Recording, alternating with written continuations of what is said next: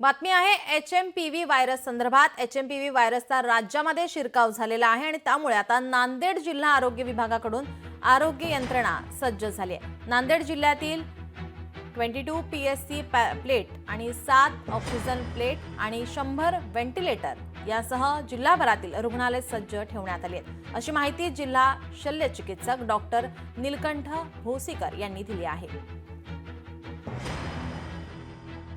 नवीन HMP virus बद्दल आपण बिलकुल घाबरायचं काही कारण नाहीये।